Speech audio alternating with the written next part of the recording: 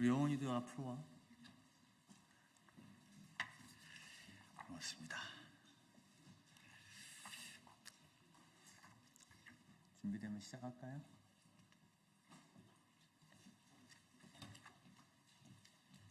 거꾸로 드셨나요? 안쪽으로 더 들어오세요. 한 분. 네. 반갑습니다.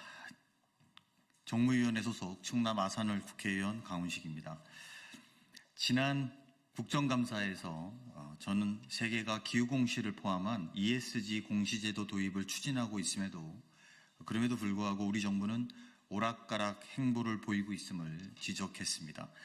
세계적인 흐름을 외면하는 정부의 안일한 대응을 끝내고자 기후공시 의무화법을 대표 발의했습니다.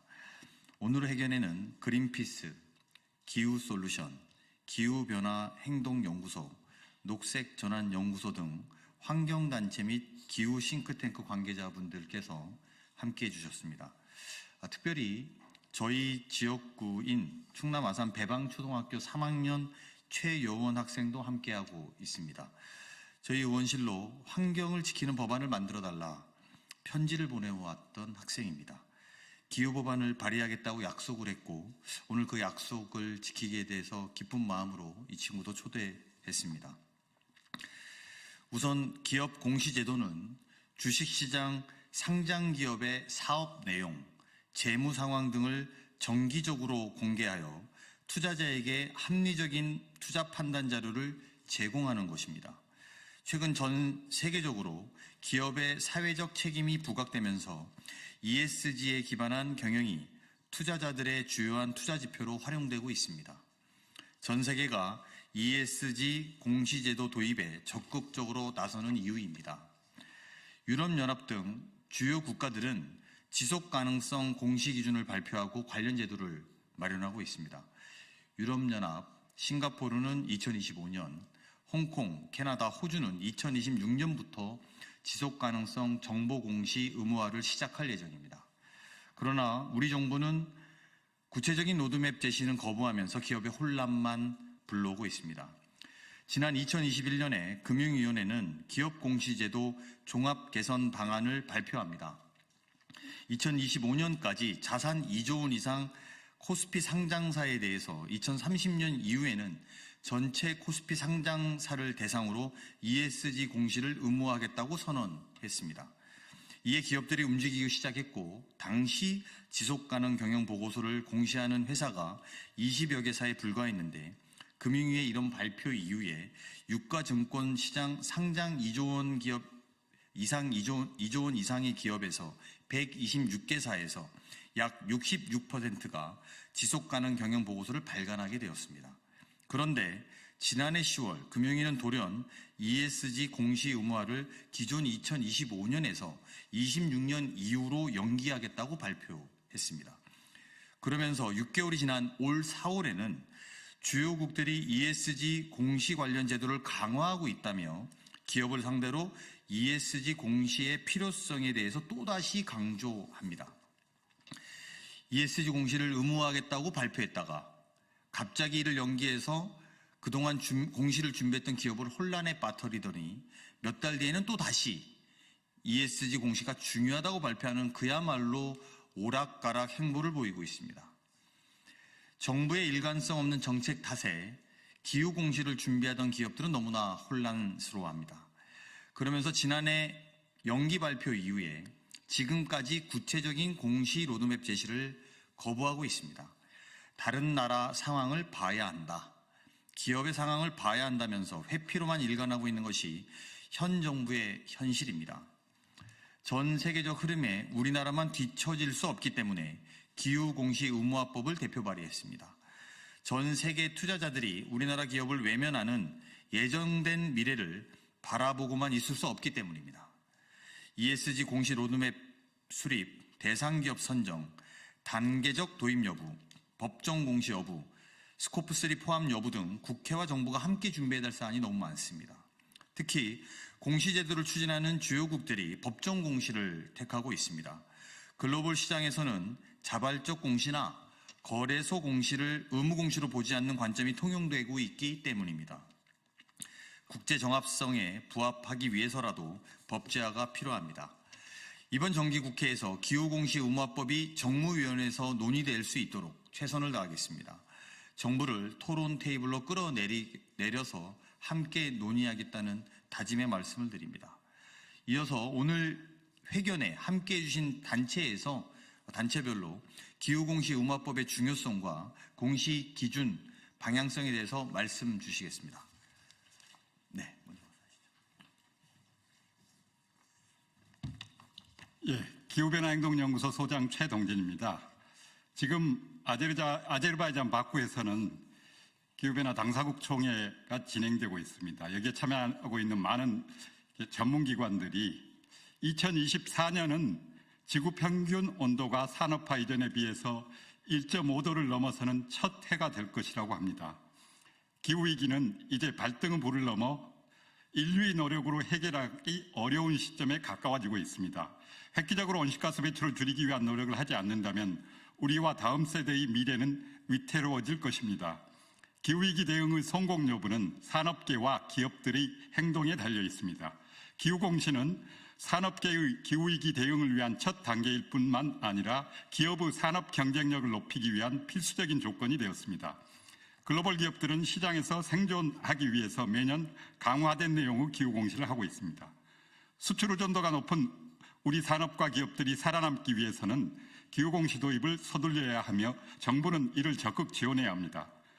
정부가 기업공시 제도 종합 개선 방안을 마련하고 기후공시를 의무화하겠다고 밝힌 것은 국제적인 추세에 비추어 볼 때 당연하고 적절한 조치였습니다. 그러나 최근 금융위원회가 ESG 기후공시 의무화와 관련해 여러 가지 이유를 대며 이를 연기하려는 움직임에 대해 시민사회는 큰 우려를 표하지 않을 수 없습니다. 기후공시 의무화를 지연시키는 것은 우리 산업의 경쟁력 향상을 포기하는 것과 다르지 않습니다. 기후변화행동연구소는 여러 전문가, 언론사, 학회 등과 함께 기업 기후행동 평가단을 구성하여 기업의 기후공시를 포함한 기업의 기후행동을 감시하기 위한 평가 작업을 진행하고 있습니다. 이 과정에서 우리는 일부 글로벌 기업을 제외하고는 우리나라 기업들이 기후위기 시대의 국제 자본시장에 제대로 적응하지 못해 경쟁력을 상실해 가는 것을 목격하고 있습니다. 정부는 기업들의 기후대응 역량과 산업 경쟁력을 높이기 위해 기후공시를 의무화하고 기업들의 기후공시 활동을 적극적으로 지원해야 합니다. 이러한 차원에서 강훈식 의원이 대표 발의한 기후공시 의무화법은 매우 시의적절하고 중요한 제안이며 우리는 이를 적극 지지하고 지원합니다.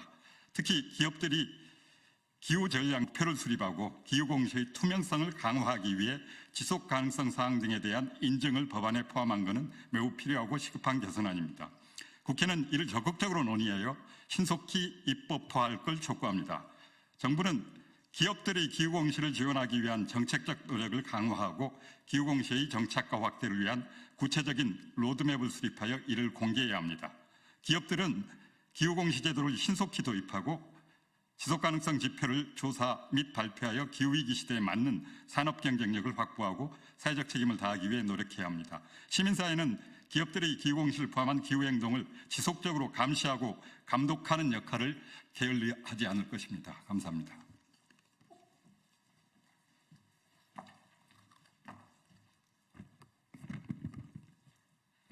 네, 안녕하세요. 저는 녹색전환연구소 지연영 변호사입니다. 금융위원회와 한국회계기준원 지속가능기준위원회에서 마련한 지속가능성 공시기준 최종안이 올해 안에 발표를 앞두고 있습니다. 저는 곧 발표될 최종안에 반영되어야 할 사항에 대해 저희 기후환경 NGO 및 민간 싱크탱크 연대의 입장을 밝히고자 합니다. 정부에서 국제지속가능성기준위원회가 마련한 공시기준을 도입하기로 결정했다면 최소한 ISSB 기준선에 부합하는 국내 기준을 수립하여 국제정합성, 비교 가능성 및 신뢰성 원칙을 확보해야 합니다. ISSB는 본인들이 제시한 지속가능성 공시 기준이 투자자의 정보 요구를 충족하기 위한 지속가능성 공시의 포괄적인 기준선으로 각 도입 국가에서 최소한 이를 따르되 더 강화된 기준을 마련할 수 있다고 밝히고 있습니다.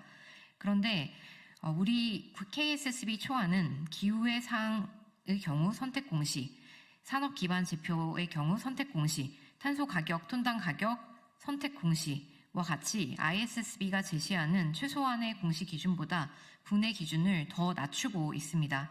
이러한 완화로 인해 국내 공시 인프라가 국제 자본 시장에서 경쟁력을 잃을 위험을 높일 수 있으며 기업 입장에서 국내의 기준을 이중으로 관리해야 하는 부담만 가중되는 한편 국내 투자자들은 불충분한 정보 공시로 상대적으로 불리한 입지에 놓이게 됩니다. 특히 공급망 배출원을 포함한 스콥3 온실가스 배출량의 경우 기업 배출량의 평균 4분의 3을 차지할 정도로 중요한 만큼 기업과 투자자가 가치사슬 측면에서 어떤 활동에 온실가스 배출량이 집중되는지 파악하기 위해 반드시 의무화되어야 하며 이미 뒤처진 국내 공시 의무화 일정을 고려할 때 그 시행이 유예되어서는 안 됩니다. 다만 처벌 조건을 완화하는 것이 가능하며 이것이 ISSB의 글로벌 베이스라인에 부합하는 방안입니다. 노르웨이 국부펀드, 네덜란드 연기금, 캐나다 국민연금, 캘리포니아 공무원 연기금 등 글로벌 연기금과 투자자들은 자본시장에 일관되고 비교 가능한 정보를 제공하기 위해서는 KSSB 기준이 ISSB 기준과 완전히 일관되어야 한다고 촉구했습니다. 이들은 스콥3 온실가스 배출량 공시가 투자자들에게 중요하다고 강조하며 여기에 유예기간을 제시하는 것은 적절치 않다고 의견을 제출했습니다. 세계 최대 책임투자 협의체인 PRI도 한국이 ISSB 기준에 부합한 지속가능성 공시표준을 법정 보고체계에 2026년부터 도입해야 한다고 촉구했습니다. 이에 금융위원회에 조속한 공시 의무화 로드맵 공개와 더불어 글로벌 기준점에 맞는 공시 기준을 수립해야 한다는 점을 거듭 강조하고 싶습니다. 이상입니다.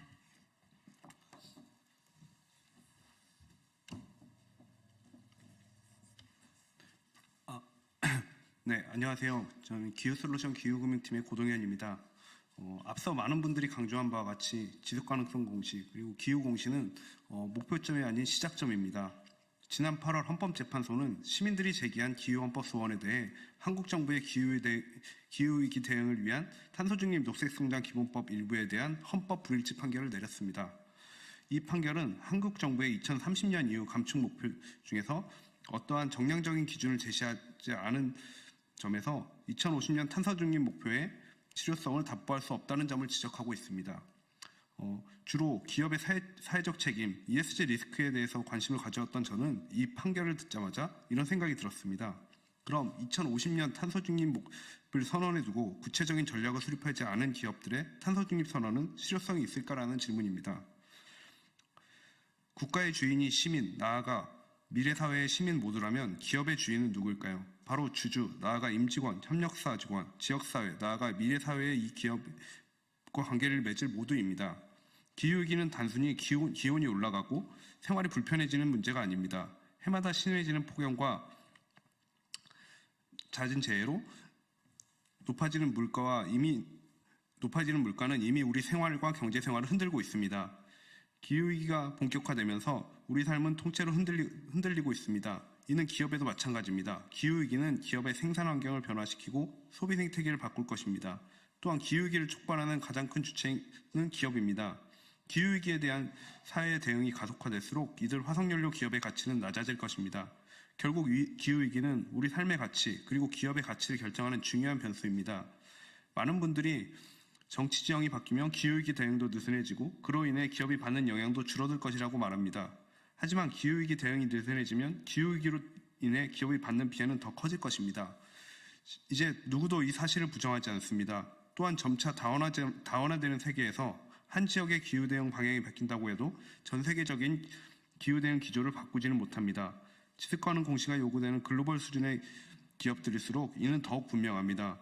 지역적인 상황, 단기적인 여건이 어떻게 변하든 기후위기가 기업 가치에 근본적인 영향을 미친다는 점을 부정할 수 없는 시대입니다.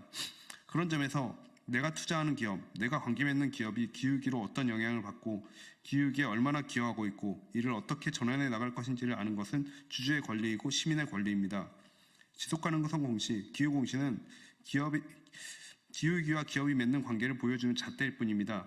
이미 다수 기업이 탄소중립을 선언했고 우리 사회도 탄소중립 사회로 나아갈 목표가 분명하다면 그 좌표를 공개하는 것은 시작일 뿐입니다. 신속한 기후공시 의무화를 통해 기업이 기후위기에 보다 실제적으로 대응하고 투자자 시민도 기업이 가진 가치와 위험을 진단하고 선별할 수 있는 길이 열리길 바랍니다. 감사합니다.